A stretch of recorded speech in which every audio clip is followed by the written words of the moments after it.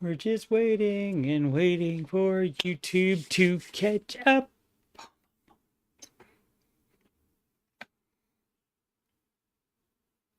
Perhaps it will one of these days. There it goes. Alrighty, we are live from Columbus, OH, and this is the Ramsey Show After Show. That's me singing the song in the background there as I verify that audio is working. Right, adjust the chat. And once more, I am Coach Steve Money, Ramsey Solutions certified financial coach, and you can watch me. You're watching me actually on youtube.com/Coach Steve Money. If you just scroll down past the Oak Island, which let's reload, past the Oak Island playlist. Which you can see did get a bunch of views overnight and during the day today. It's up to 2.1 thousand today. So can't complain about that at all. But below that Oak Island playlist, you'll see the Ramsey Show After Show playlist. And today is number 494. Again, for the 500th, I'm probably not going to do a regular show. I'm probably just going to sing all of these songs in the playlist coming up. Plus at least one new one and maybe two new ones. The Answering Your Financial Questions playlist as well. So probably about, all combined between these two, 800 hours of me answering Reddit questions and talking about the market and so forth. Music playlist, the Answering Your Financial Questions, that is just answering financial questions. That is not any songs or market talk or anything like that. No articles, etc. And then the music playlist has 11 Ramsey adjacent songs in there. And let's see, 11 times, all right, and 12 and 13. Okay, so that might, if I don't fill an hour with just the songs, which probably will, because I might take a little break in between and just chat. I'll have some questions ready to go. Market report, and yes, it's down today. People freaking out about it. And as I tried to explain to one person in the Ramsey Show chat today, that you don't look at a small portion of the history of the market when making financial decisions. And he was talking about the lost decade of investing, because from 2000 to 2010, yes, the market did go down. It is down over that entire time. But if you bought anywhere in here, and that of course does affect at the end of the road there, that does affect people that retired during that time for sure. But the amount that they left in there, they still bought at this cheap rate, and look what happened. Look how fast it got there. When is that? That is 20. Oh, what number is that? Let's see, what number is that right there. So that was the high, the previous high, 1509. So when do we get to that? After 2010.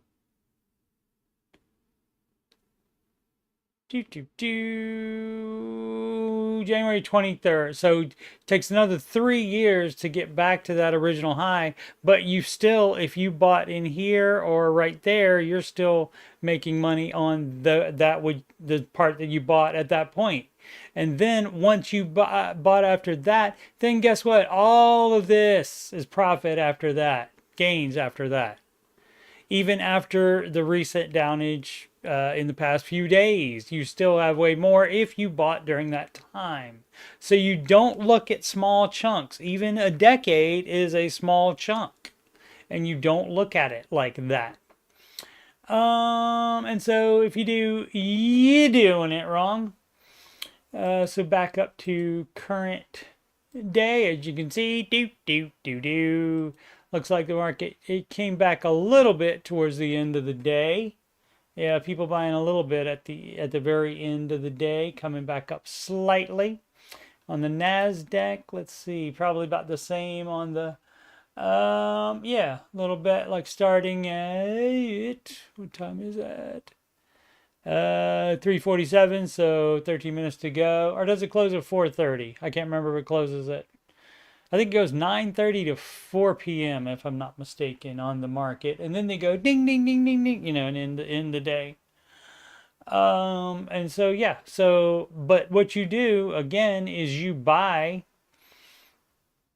let's go again to the, well, we'll leave it on the 5 year. If you buy, see, the way you're supposed to buy according to the Ramsey advice is that you buy whether it's up or down. So because the problem is you don't try to time the market, because a lot of people say buy the dip, and that's fine if you're going to buy anyway. You are getting it on sale, sure, go ahead. But then on your next paycheck, when you're supposed to buy again, then you would buy even if it was up, even if it was at a high, because this high right here, that is no longer the high just very shortly after that. And it never goes below that again. So even that is buying on sale compared to a couple of months later. And so that's why you don't think of it in such short terms. And, the problem is everything is overblown by the media. And so that's all everybody is talking about. And my goodness gracious me, if the media covered Biden as much, Biden's every move like they did Trump, I'm sure there would have been plenty of things that also would make people freak out. But basically, they ignored him, especially once he was no longer in the race for president. You didn't hear from him ever. Like, he didn't make any news. He wasn't doing anything presidential apparently, or it wasn't important enough to write an article about, when they could instead write about Harris and Trump. Weird. All right, so you just gotta be smarter than that and not fall for that crap. So yeah, but it's down, and I assume nope, everything up but footsie again in the Europe. Everything up in Asia.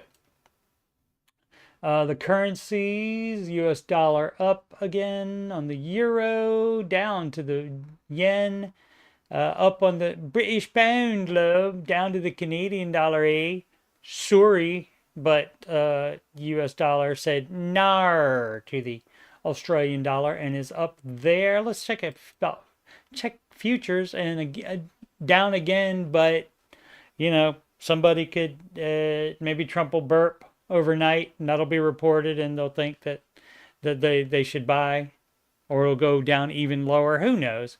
Who knows? Overreaction, yeah. And that's also what I said in the Ramsey show chat. And I mean, I'm not a genius, so, and I don't know everything for sure. That much is certain. But you just don't overreact to every little thing, and that's what the market does. All of this is every little thing. So let's go back to the 5 year. All of it is every little thing. So if everybody just bought on schedule, it wouldn't be this. You wouldn't have to have special tires to handle all this bumpiness. It would just go basically in a straight diagonal line like that. So, but people are dumb. And of course, I mean, day traders as well, which is also dumb, because 99% of them don't make any money, apparently. So yeah, that's the story on the market. I guess we can check. I don't think we have anybody fun coming up. Broadcom and Costco, when is that? Oh, that's today. Sure, let's check it out. Why not? And they are way up after the, oh, hey, look, some good economic news. Is that going to be covered? I guess here it will be on this, but like a general story, no. Forecasts second quarter revenue above estimates. Okay, and apparently I'm assuming they beat quarter one target. They beat the targets. Great. So Broadcom is doing great. And so is that going to be reported? Is that going to be, is that going to be like a regular news story when talking about the market? Probably not, because bad news is what gets the clicks. And so that's why I wanted to check it out just in case it was up. And hey, guess what it was? What else? We've already seen some earnings reports come up as both good on the previous earnings, and they project high future earnings, but for some reason the stock still goes down for some reason. So the market is just nutty, and you can't trust it from day to day. Costs go down in the after hours, so I'm assuming mixed second quarter earnings. Okay. Misses on earnings as it faces cautious consumers, tariff threats, missed expectation and stock loss. There's it. Profit and revenue miss. All right. Doesn't say anything about the forward projections, but I would assume it would probably be smart to say that might not be as much as this quarter. That might go down. Just because of the way everybody's reacting to everything that's going on. And it doesn't say anybody else fun coming up. And are any of the, nope, all of the top stocks followed on Google are down. Let's see, I have some news from the BBC.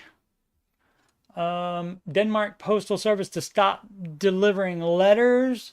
And I get that. If you don't have an email address at this point, why does the government have to take care of you? Why, even though, you pay for stamps, obviously.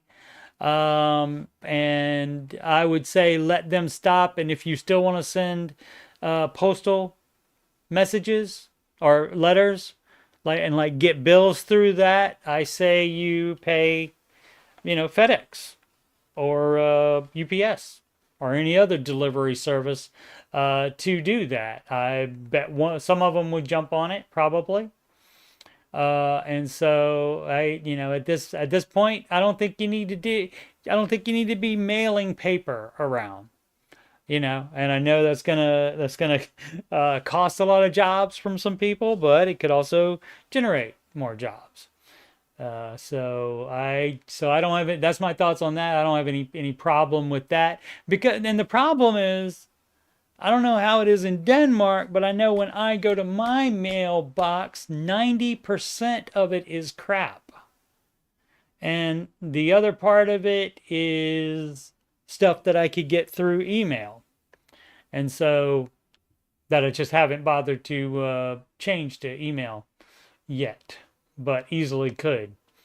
So that's my thoughts on that. Any other thoughts? Any thoughts in the chat, which nobody's said anything yet. I appreciate you watching anyway, though. But yeah, you got any thoughts about it? Should America do that? Should Elon say, yeah, we're not going to do postal service, even though that's run supposedly like a secondary thing? And maybe in Denmark it's not. Maybe it's actually part of the government. So that would be the difference there. This is from, where is this from? I don't know what this is. But I believe it. I don't have any problem believing this. Americans fall behind on car payments at highest rate in decades. I have no problem believing that that is the case. All right, let's do some questions. We did paying off the Peterbilt truck. Okay, but the answer is always to pay it off, obviously. I mean, there could be some other things that would come before it. If there was an emergency, obviously be pausing the baby steps. And a Peterbilt truck is not a car. I mean, it's not like a house where that would qualify as anything but like any business debt is step two debt, because you shouldn't be taking that out anyway, the same as you shouldn't be taking out any other debt at all except a mortgage. And so of course it's pay off the truck. Aslan says, actually the U.S. Postal Service is in the Constitution. Oh, I did not know that, Aslan. How dare I not know what's in the Constitution? It would require an amendment to the Constitution to shut down the U.S. Postal Service. Okay. All right. I do, yeah. If it's in the Constitution, I don't know why they split it off, but I mean, I guess that must be okay to do that.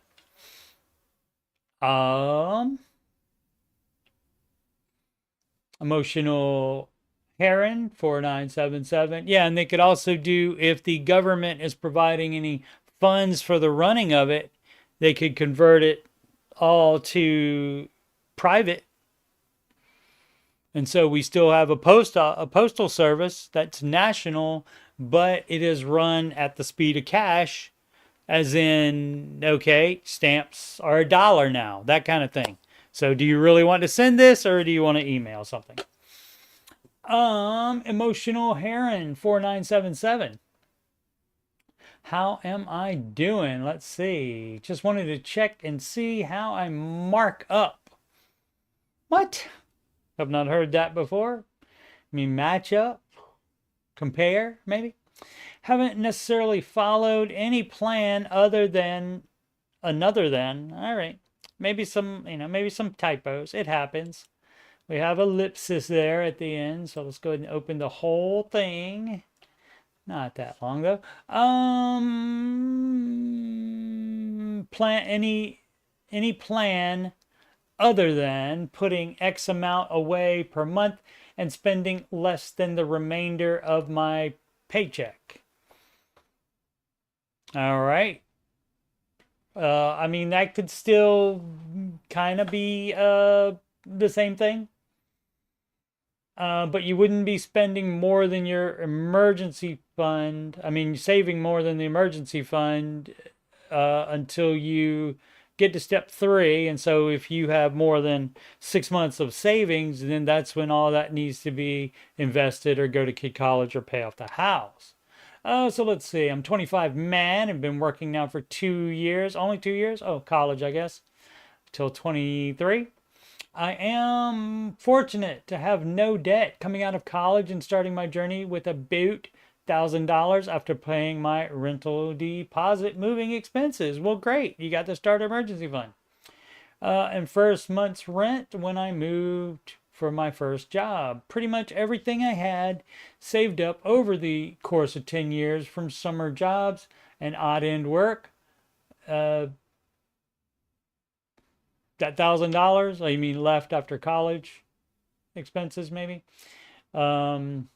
Luckily, have a reliable 2010 car that I purchased when I was 16. Still runs great, although definitely not an eye catcher. Well, we're not trying to pick up chicks with it. You know what I'm saying? Just got engaged recently and planning a marriage in about 1.5 years from now. Cash, 40K. Divvied up into 10K checking account, which is my spending account. All right. 20K emergency, 10K general savings. So you wouldn't have 10K buffer here and then 10K general savings. You wouldn't have those. Those would be applied to investing kid college and more to that down payment, I guess, that you were trying to do. Maybe. Let's see. We'll have to see. Or to pay for the wedding.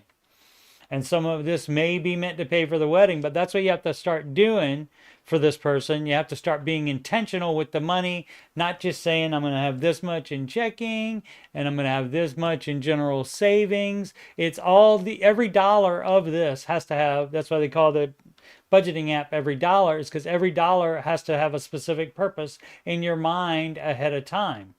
You don't have a general slush fund in case something comes up.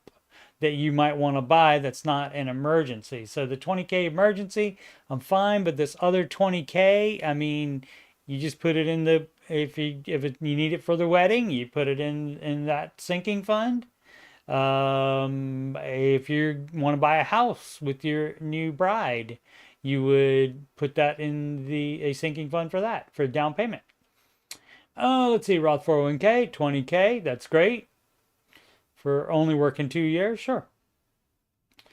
Salary 90 plus, bonus averaging about 10 to 15%. Great. Rent is $2,000. Split with fiance for $1,000 on my end. Of course, Mr. Ramsey does not recommend living together. I don't either. Because if the relationship, see the problem, you don't want to mix up finances and relationships to somebody you're not married to. Because if one of you bounces, then that's going to screw over the other person. Because, you know, $2,000 might not work. For you, it might at 90K, but it might not for fiance. So you got to think about both people involved in it, and that's why it's not a good idea. Zero debt, that's fabulous. I have a credit card that is paid off in full 2 days after the bill comes in, and that's still debt. That's still debt for a month while you wait for the next bill. So that's a NAR on that. So we don't do that. You know, trying to get points or something like that. That's not the Ramsey advice. We don't do that. If you don't have the credit card at all, you cannot get in trouble with it. Overall monthly minimum $3,000. 2K rent. You just said it was 1K, dog. 600 for food. That's a lot for one person. I mean, is this both for both of them? I hope that's for both of them. 600 for food a month is crazy. I mean, maybe that includes restaurants and such, which you can certainly do on step 4. 100 gas, 300 utilities and internet. That seems up there too, but oh no, if you add all of them, I guess. All right. My first bonus went straight to the emergency fund, and my second one coming up will as well. Okay, well, no, the money you have in general savings and extra in checking, that should go to the emergency fund. You do that immediately. So, you know, this person probably be fine just doing things the way it is doing, other than trying to get the credit card points. Other than that, you'd probably be fine and just like in default eventually get to where he has all the bases covered. But like you shouldn't have something called general savings and not a full emergency fund. So that's a NAR again. Boom. So as well, trying to cover about 12 months of expenses as I am the breadwinner. Oh, is fiance not working? You said she pays $1,000. So I would need more information again, more clarity. Yeah, make $6,500. You are not the breadwinner. You are the primary breadwinner. You make more money, but you're not. Saying you're the breadwinner means that wife doesn't work at all, and it's a fiance, so that doesn't even count at all. She's a big saver with about $50,000 of overall saving, mainly in CDs and stocks, single stocks and CDs. Neither one of those advised for your money. My issue is I cannot see me, just me, as when we have kids. Not planning on having kids until I'm at least 30. The plan is for her to stay home until the kids are 5, purchasing and making a mortgage payment on a decent home in my area, which averages about $400K. That's going to be too much for your 90K income level. So while she's working together, it's probably fine to have that much mortgage. Obviously, save up as much down payment as you can, and you wouldn't have other dumb savings that aren't for something specific just laying around in other places in, like, high yield savings account, or just in your checking account, just sitting there, or in as general savings. You wouldn't have that. You would put all of that to get the mortgage amount down. And so you could probably get a 400K house, by that time, when you want to, depends on when you want to buy, you might be able to save up that much. She has 50K. Don't know as far as emergency fund and other stuff for her as well. But it shouldn't be combined until you are married. No house buying until you are married.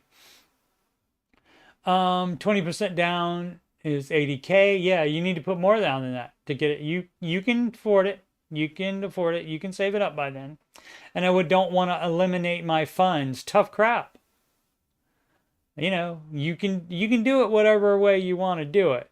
How can I realistically do that by eliminating your funds? So, how you doing? Probably better than a lot of people, especially since you haven't overbought this house first. You haven't bought too much house. You could probably take a look at the budget and get that food amount down and maybe some other things down a little bit. But other than that, you're fine so far. But as far as buying that much house and only you will be working is going to be a problem. And you trying to hang on to all these extra savings would be an issue that I would bring up. Further, when do I start pushing for investments into index mutual funds and or rental properties? Not until you pay off that house. You are doing which I assume is 15% of your gross income into that Roth 401k, and that is all that you invest in until you get the house paid off. There's none of this crap in just general investing and buying real rental properties. There's no mortgages on rental properties either. So, while this person is fine right now, you start doing that stuff and debt leveraging the house to have extra savings. And then she's not working and staying on with the kids.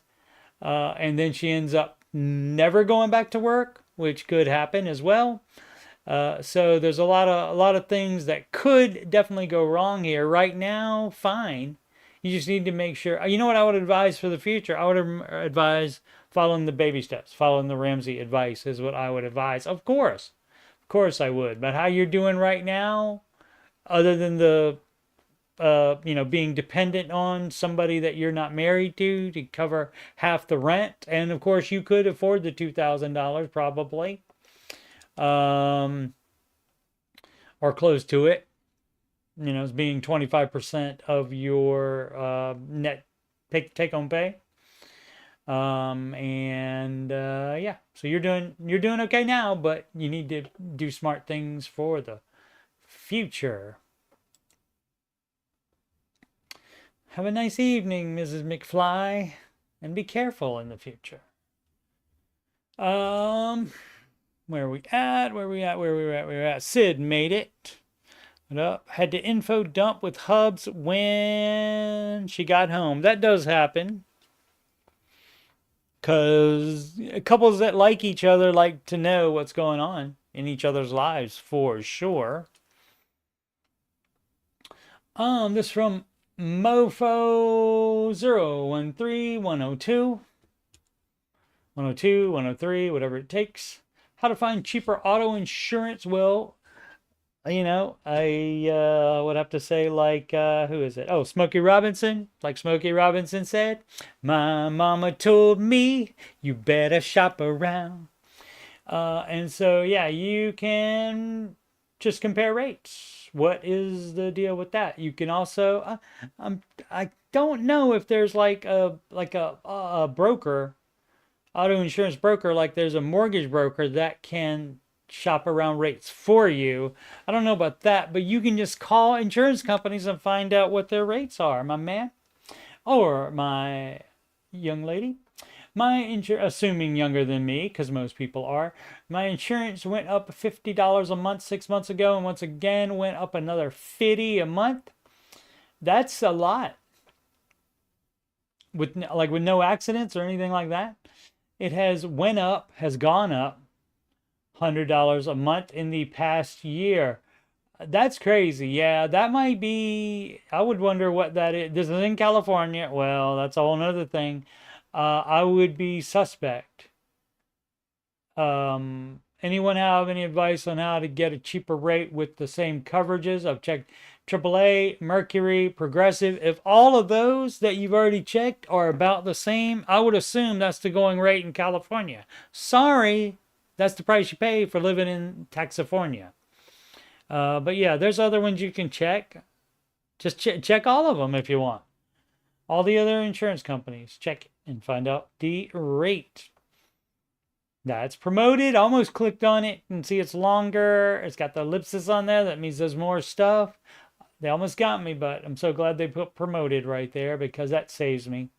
I have started reading several of those previously on the Ramsey Show Aftershow. I have started reading that and was thinking about blah, blah, blah. Oh, and it also says it's got TLDR on it. Oh, my goodness gracious. That's the kids call that TLDR. And that means too long, didn't read, in case you didn't know. False Comedian 6070, question about Dave's 4-fund investment strategy. Yeah, that's what it is. And it's better than anything you would be doing. Let's see. I have some questions about Dave Ramsey's 4 types of mutual funds he recommends investing in. The 4 types of funds are growth and income, aggressive growth, and international. And I'm glad Sid is here because she can remind me which are which. I believe, so international is international. Aggressive growth is small cap. I believe that growth and income are mid cap and large is growth, or either vice versa, or large cap is growth and income, and mid is growth.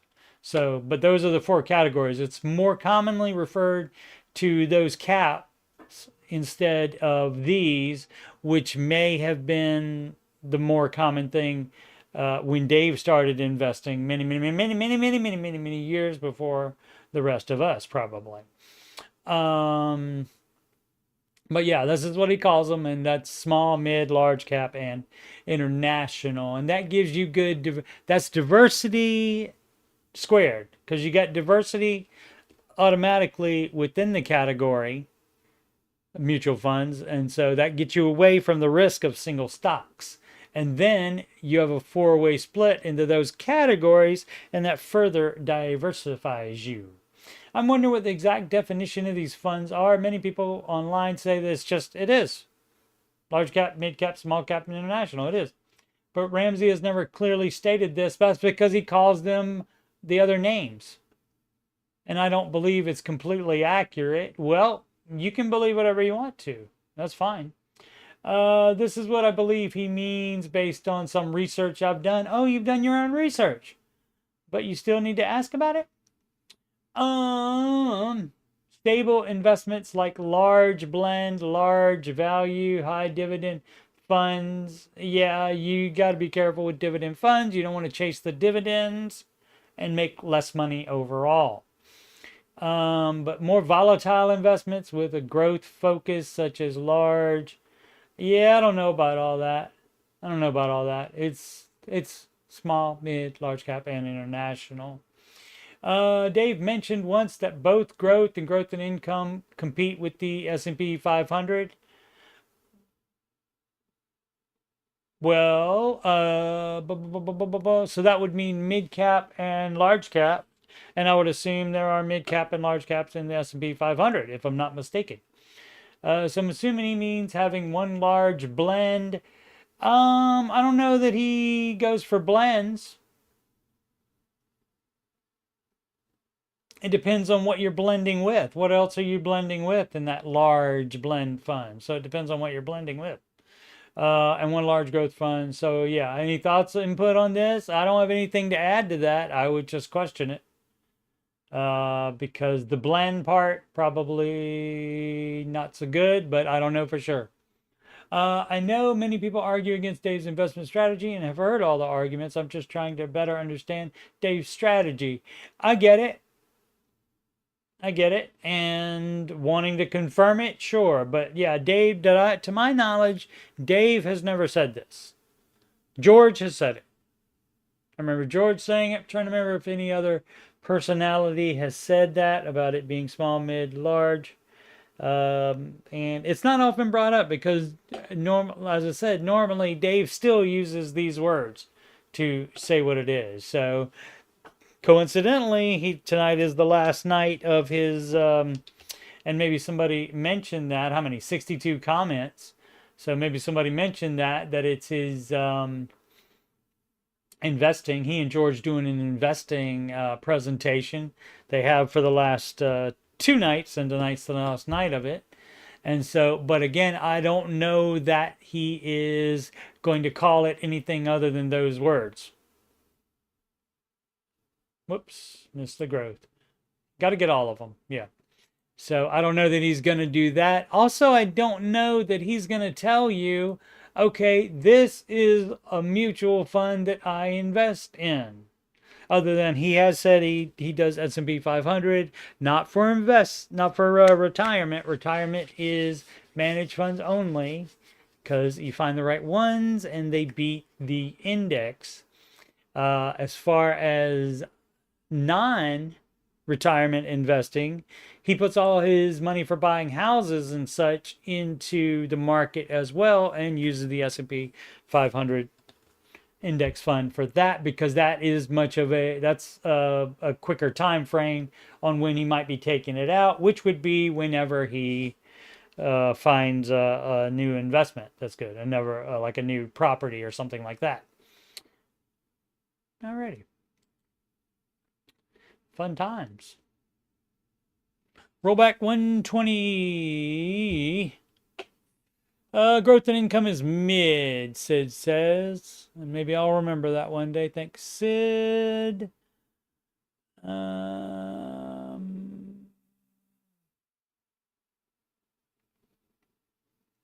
the insurance option, get a beater and only have liability on the car. Mr. Ramsey does advise full coverage regardless.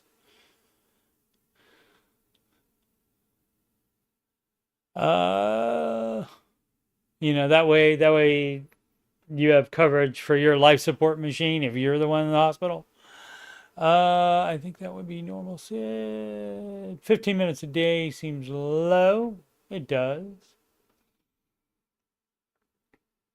Like if they're including military couples, that throws the average for sure. Yeah, it does, because you can't really talk necessarily every day for 15 minutes if you're out in the field. Out here in the field, we fight for our meals. Rollback 1, 2, 3. At one point, do tires, brakes, and other consumable items, I read this one already, become too much financially to replace? You have to make that choice on your own. But like, even if you get a different car, you still will have those things to replace eventually. So, I mean, that's between you and your mechanic and your maker. Do a little, and I don't mean car manufacturer. You do a little huddle with the two of those people. Probably have to do it separate. Might be a little bit weird to do that with your maker, with the mechanic. But you never know. You never know. You could try a three-way huddle there. But yeah, you're the one that gets to make that decision. So, another one thing that you don't want to do, and which of course is the first thing I look for. Sorry, because I just see it happening all the time. You don't use this or any other excuse to justify you buying a new car or buying even a old car that's newer than yours is going to cost you more money when yours is working fine. because on the next car you buy, the tires eventually will have to be replaced. So will the brakes and other consumable items. So, but again, you can talk to your mechanic about it. Like if it's this combined with other issues, then that makes more sense. But you're still not buying a brand new car, and you don't need even a $10,000 car to get from A to B. And so that's what I worry about on that. Yeah, I didn't none of the particular things other things in there matter at all. And I'm not a car guy, so that's why I didn't give a crap about it. Key the zebra. Well, you don't want to do that. Speaking of vehicles, gave up everything following Dave Ramsey. All right. Hello everyone. Hi guys. This is the event/advice post. A year ago, in February 2024, I was $45,000 in debt with $6,000 in my bank account. An amazingly stable life, stable relationship, and an income of $30,000 a year working as a server with a bachelor's degree in business supply chain. Why are you working for $30,000 a year as a server if you have a business degree, a bachelor's degree in business and supply chain? I was on the way to the happiest life except for my debt and income. I was living cheaply and saving almost $800 a month. Was that in addition to your big boy job? The server thing? Let's continue. I was on the way to, yeah, well, I did that already. Sorry. And saving $800 a month. Okay. Then I discovered Dave and was instantly shocked. That's a trait of mine. And slowly decided to change my entire life to follow Dave Ramsey with the dream that I could get out of debt and retire by 40. You could if you did it right. I paid $5,000 and became a truck driver. Okay, so he doesn't say to start doing things that cost you more money. You have a freaking bachelor's degree and in business and supply chain. Why are you not working in that area? Should have looked to see if there's more. Let's find out why you can't be in business/supply chaining instead. I remember doing the math with my therapist. All right, make $100,000 a year. Yeah, but you don't know that can happen. I know somebody that went through all of that. It was a young lady, and then she realized she didn't want to be all by herself that much, especially in in truck stops and stuff like that. She didn't want to be all by herself in that. And so, then you pay all that money to learn to be a truck driver to get your license for that, and then you don't do it. So you don't automatically, just because you decide to pay the $5,000, you don't automatically make $100,000 the next year. So that was dumb. Save 70% of it and let the S&P do the rest. Well, that's not Dave's advice. S&P 500. That's not for retirement advice. But I mean, if that had worked out, but I mean, what makes you think that you would pay for to be a truck driver, and then do it if you got a business/supply chain degree, and then didn't do that either? So your therapist should have caught on to that. I would think I would get a new therapist probably. Did the math with me on a whiteboard. In a whiteboard with black curtains, and then it stuck like glue into my head. I tried to get a local trucking job and it didn't work. There was nothing, so I went over the road. Of course you're gonna have to go over the road. Gave up everything. See, you got to look more into this stuff than just saying, oh, I should do that. Just like you did in college and there. So, I mean, maybe it's a very good reason you're not doing business or supply chain work with your degree, but that has to be a really good reason to not to. It can't be, I just didn't want to do it. Gave up everything. My relationship fell apart because I cheated thinking, oh, my broke girlfriend won't be necessary anymore once I'm successfully in my trucking field. Well, that's dumb as crap, sir. And so I'm not even going to read any of the rest of the dumb crap. You don't deserve it, Mr. Cheater. No, don't do that. That's dumb as crap. So all of this, none of this can be traced back to being Dave Ramsey's or the advice's fault.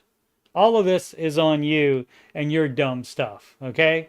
Maybe something happened where you have a good reason to not be in business or supply chain, but also from everything else you've said, it was probably for some dumbass reason. Ink poisoned soul. Let me see if anybody else has anything. Nope. Ink poisoned soul. Divorce starting out. Goal of increasing credit score. That is a dumb butt idea, lady, is what Mr. Ramsey said to somebody that wrote in one time, trying to get a credit score for her kids going. We don't care about credit score. So again, none of you going to read this. I don't give a crap about your credit score. You don't need one in America for anything. Stat underscore prof 9660. New to Dave Ramsey, straight to baby step 7 giving. Well, that's the best, that's probably the best thing in the world. For you to find Mr. Ramsey's advice and realize, oh, I've already done all this stuff. Let's see what's up. I recently ran across some of old Dave Ramsey episodes that came up on my podcast feed. Excellent to come up on there. And started listening to them. I found his philosophy interesting, though not exactly the path we took. That could be as well. But to be on step 7, you have to have satisfied most of the things, probably. If not all of them, probably all of them. And I've been trying to find out more. Well, the internet's full of Ramsey stuff. Since we don't have debt in the undergraduate college education for our 3 boys, either already paid for, or we have money set aside for it. So that's steps 2 and 5. So you just did the steps without knowing what they were because you're smart. Or you were just following grandma's and God's advice. I think we're on baby step 7. Let's see, we regularly invest well over 15, which you can do if you are on step 7. You can go over that amount and have about $3.5 million in investments, mainly in retirement accounts. We have about 10 to 15 years until retirement. My husband and I are both close to 50 years old, but may call it quits earlier if we feel all 3 of our children are financially independent. Here's my what would Dave do question. All right. My middle son is graduating from college soon and has decided to attend law school. That's not cheap. We told each of our boys that their undergraduate education was on us, but they would be on their own for any graduate education. And that seems fine to me. And you can certainly do that, and you won't be bad parents if you do that. But these discussions were before we had quite as much money as we do now. If you want to gift it to him, fine. And if you feel guilty, you could make an equal gift to your other children as well in that same amount. We're considering offering to pay for law school tuition, which would be about $120K spread over 3 years. Is this a good idea? Well, again, are you going to feel guilty about not doing that for the other kids as well? It doesn't matter that it's just education. I mean, it doesn't really matter at all. You can do that and not give it to the other kids. It's your money. You are the one that are in charge of that. You get to decide that because they're not little babies or even little kids anymore that you're taking care of. They are adults. And so You can get, if you want to give it for just the law school and not give anything to the other kids, that's fine. But, that's up to you. I would probably think, well, the other ones deserve it as well. And can you afford to do, I mean, the fact that it's spread over 3 years is a little bit different, because that, if you have some, they have some investments that are not in retirement accounts, so you could tap that if you needed to. But like over that 3 years, so that would be, oh, what's the math on that? 40,000 a year. Yeah, so you'd have to give 40,000, 120 a year if you were giving the same amount to all three. That 40,000 to all three kids, you'd have to do 120K a year. And so that's going to be up to you on that. Is this a good idea? Pros and cons, thoughts. I've already said that. Disclaimer, oldest son also has attended graduate school but was on stipend the entire time, which covered his tuition, that's why I would give him 40,000 a year too then. Youngest son doesn't know if he will attend graduate school yet, but we will offer him support if we offer it to middle son. And then if you do that for both, you should definitely give that amount of money to the other son. And again, you don't have to do that. Maybe you don't like the other son. That is going to be cheaper cost overall. Maybe you don't like that one. I mean, you're the parents. You get to make, you're not required to do any of this. You did say it, so that's good that you were following up on your word. And you, with the with the bachelor's degree, but the extra stuff, that's going to be up to you. So in any way you want to do it is fine. It seems like it would be no problem for you to do between still working and also having those extra investments.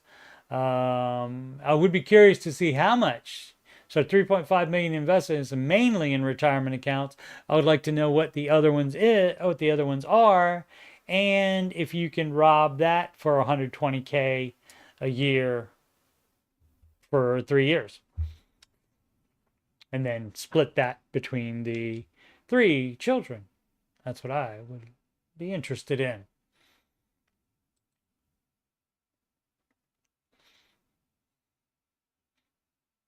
So yeah, that's fun. I mean, that's also, I can't even imagine that. Oh, I did everything right. And again, even if you didn't do everything perfectly the Ramsey way, you still got there before you ever were not confronted, before you were aware of Dave's advice. And you still got to the end goal. But you're Richie's, so you can't have this problem, so definitely don't call Dave. I'm kidding. A lot of people are like that. Oh, they make too much money. They don't have any debt or anything like that. Why are they calling? Dumb. Take the chat. As in talking about the insurance again on cars, the same as question with full coverage on a beater. At what point is the extra cost of the insurance not worth the $1,000 they give you when your car is totaled?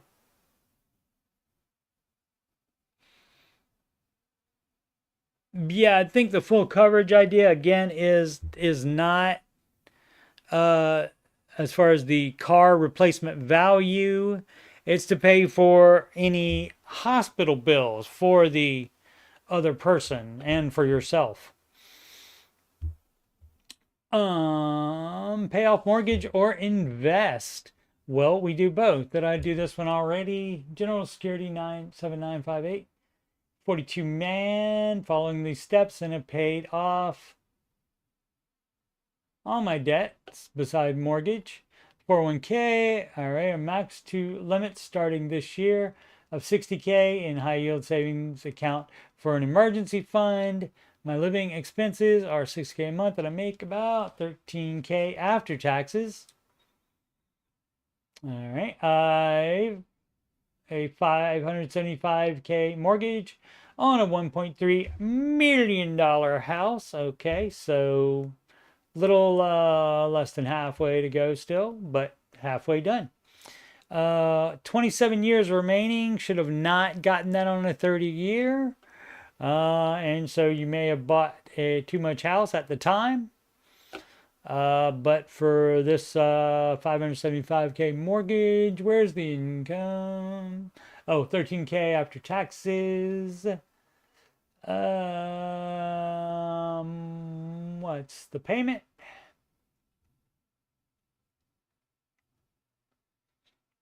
Doesn't say what the payment is. I have the dilemma of paying off mortgage versus investing into mutual funds. You would not be doing more than 15% while you still have a mortgage. That is right in the baby steps. See, step 4, you do steps 4, 5, and 6 all at the same time if all 3 are applicable.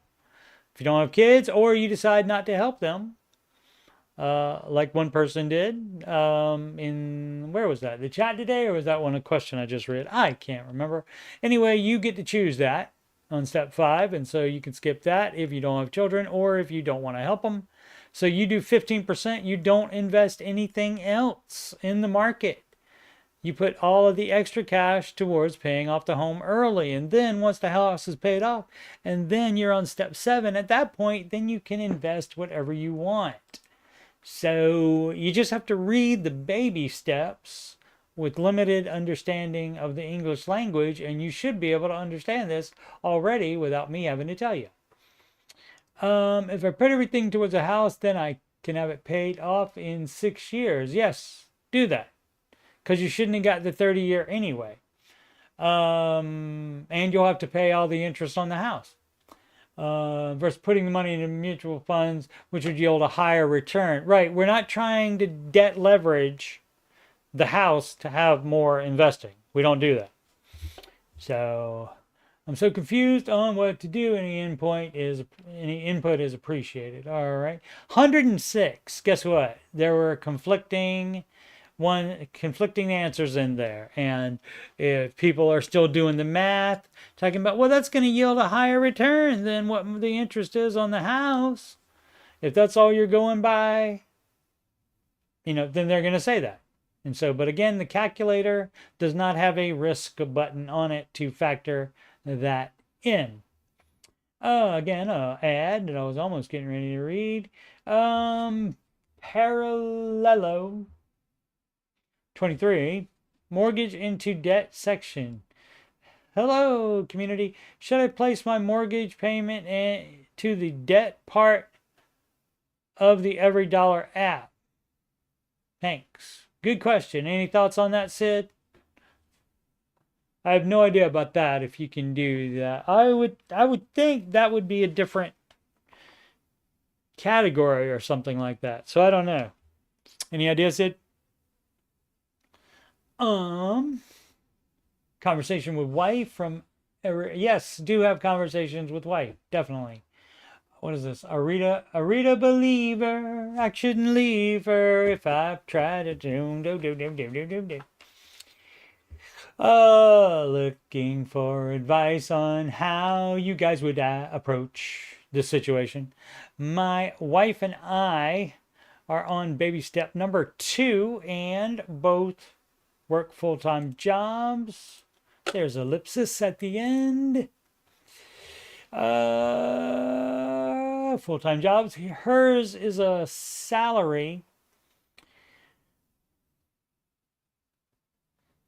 A salary position, but she is an extreme rule follower. All right.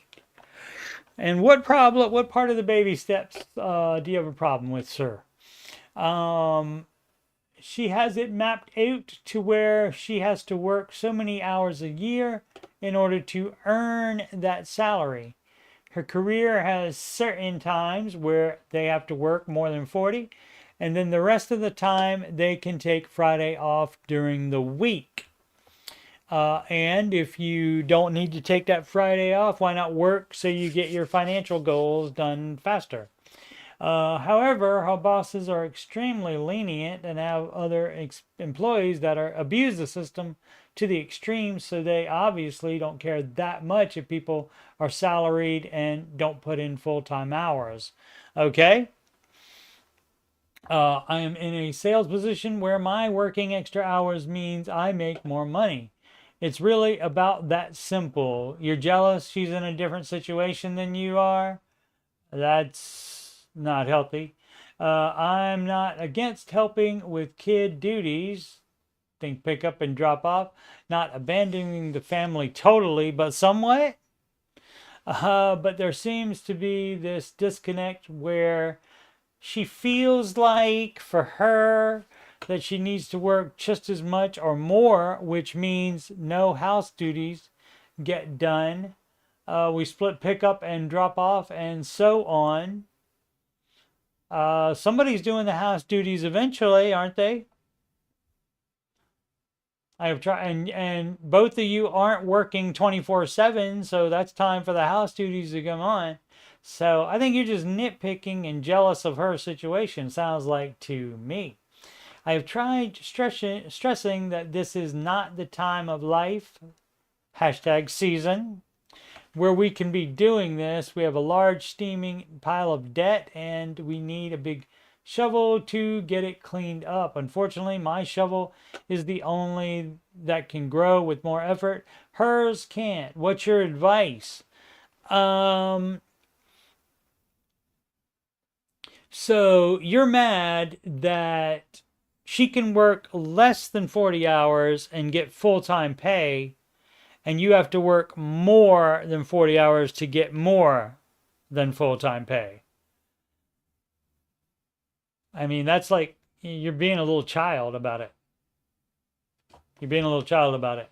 Now what she could do if she was as gazelle intense as you are, she could utilize that time to take off of that job and work a different job on Friday, and then maybe even have work a little bit, part time on Saturday and Sunday as well. And part time Friday, she could work extra and she would have more opportunities to work extra because she has to work one less day for the full-time pay. So she could do that, but she's under no obligation to do that. So you see, as always, when it's anything like this, a conversation with wife, that's exactly what you have to do. You don't necessarily have to involve Reddit or the internet, including me, at all, but I'm glad you did. But you have to communicate about these issues with your spouse. And then you have to compromise. Halfway happy, again, shout out Stranger Things. Neither one of you may be completely happy, but you compromise. That's what a marriage is. A marriage is all about compromising, because when you marry somebody, they are not exactly the same as you, and they don't have the exact same goals that you do. Even if they do have the same goals, they are not at the same intensity level as yours. And so you have to compromise with wife, and a lot of times about financial issues. And this is the one time where what a husband and wife will agree to as far as money, that supersedes the baby steps, even if it's not exactly the baby steps.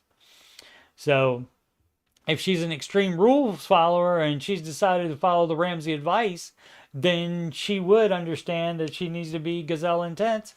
And working 4 days a week is not gazelle intense, in this reporter's opinion.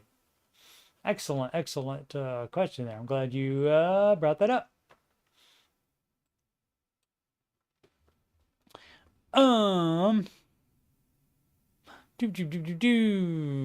Aslan retracting so many messages. I'm sure they were all wonderful. Sid personally doesn't include the mortgage as a debt. They are free to if they would like. Okay, it doesn't have an extra different spot for that to be in.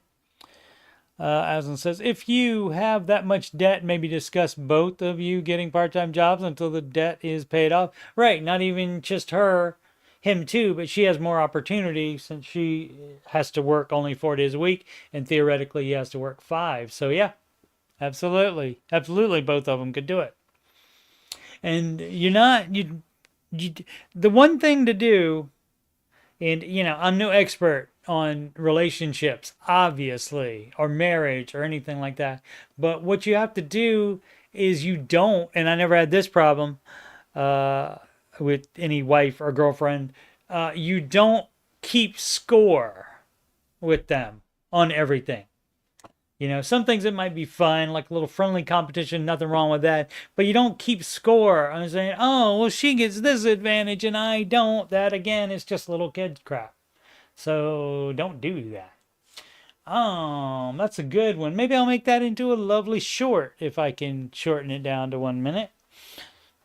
I think you're supposed to be able to do 3-minute ones, but I have not seen that to be the case yet. I need to check out how to do that yet, because the regular way of making a short doesn't allow 3 minutes. So I got to look into that. Snooze suggestions 9378. What time is it? Oh my goodness gracious me! We've already done hour 10. Where does the time go? It's like I just talk and talk and talk and talk, and eventually the time gets taken up, and I don't realize it. It's like it just started. Second mortgage. That would be a NAR on that. I can tell you right away.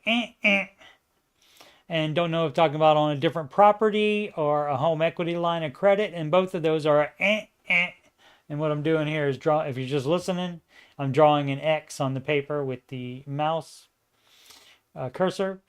Not the paper, the screen. Good morning. We're on baby step 2, and yeah, so you're not doing anything with that. If anything, you're selling the house to affect baby step 2 if you bought too much house before you found Mr. Ramsey. Oh, question about our second mortgage. Oh, they already have it. Okay. Is that considered part of baby step 2? Yes. Debts, or do we consider it part of our mortgage debt? I believe it's something like if it can be paid off in 2 years, I think you do put it as baby step 2.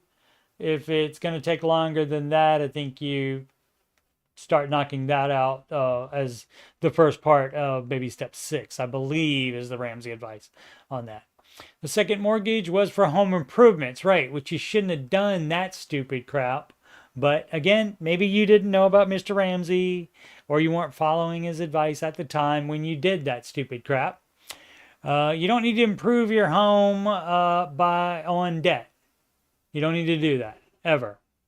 If something needs to be repaired, if it's an emergency, do it.